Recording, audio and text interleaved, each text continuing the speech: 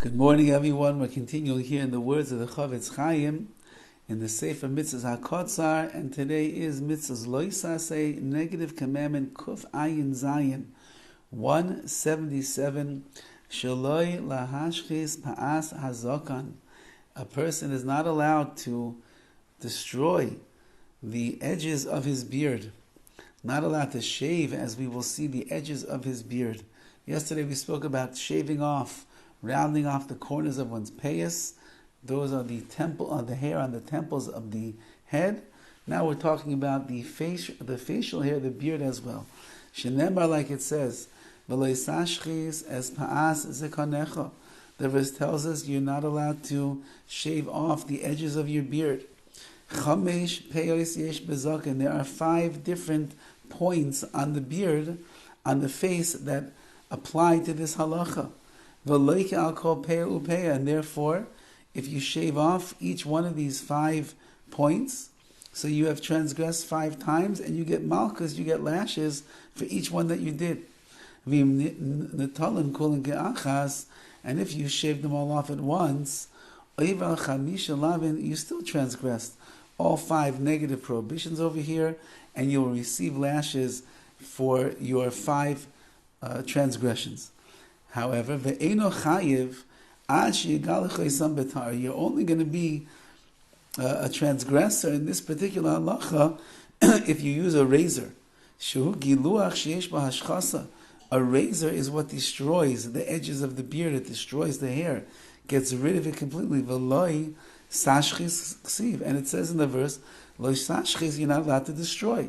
Only a razor destroys. However, if you use scissors to trim off the hair that's on your beard, pater, then you'd be exempt because you didn't destroy the hair. Now this, of course, is one of the big debates in the world of electric razors. Does the electric razor act as a blade and therefore it's destroying the beard? Or is it acting more like a cutting scissor mechanism and therefore be mutter? It would be permissible. So this is a very big discussion, and if you do use an electric razor, you have to make sure that you're using one that is halachically approved, meaning some of the electric razors cut so close and so fine that it is considered in halacha the same exact status as a regular razor blade, and therefore every time you would shave, you'd be transgressing this prohibition. There are other types of electric razors that are out there that end up cutting the hair and not shaving off the hair, or it doesn't get as close as some of the mechanisms that are out there, and therefore that would be permissible. So if you are using an electric razor already and you never check to see does it pass the standards, or you are planning on buying an electric razor, please visit one of the kosher shaving websites.com. I don't remember the exact name, but it's something to that extent. And it will give you a list of the electric shavers that are permissible halacha and those that you should steer clear of. Otherwise, every time that you shave your sheina punim, you'll end up getting 5 lavin, 5 prohibitions as a result. Furthermore, he writes, V'davka megalei chayiv. The one who does the shaving, like we said yesterday as well, he's the one who transgresses. But the one that's being shaved, he is not transgressing, and he's not going to get lashes. Unless he's helping. So if the shaver says, the one who's shaving says, can you tilt your head to the right or tilt your head to the left, or he puts up his chin, so it makes it easier for the one who's shaving to do it, then he would be transgressing. A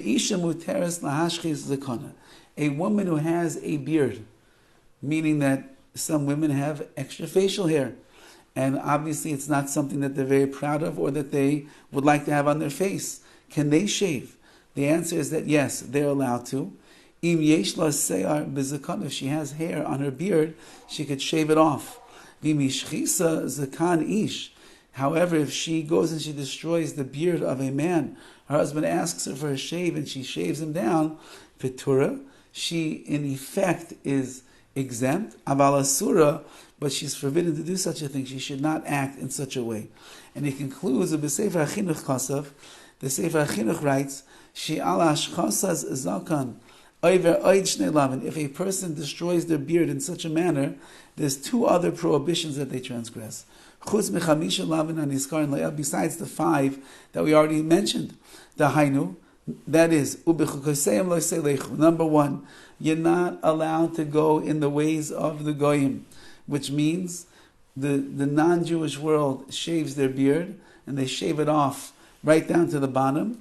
A Jewish person is supposed to leave his beard growing a bit, and therefore if you shave off your beard in a way that is transgressing these prohibitions, not only did you do that wrong, but you also now have gone in the ways of the non-Jewish world, which we're not allowed to do. And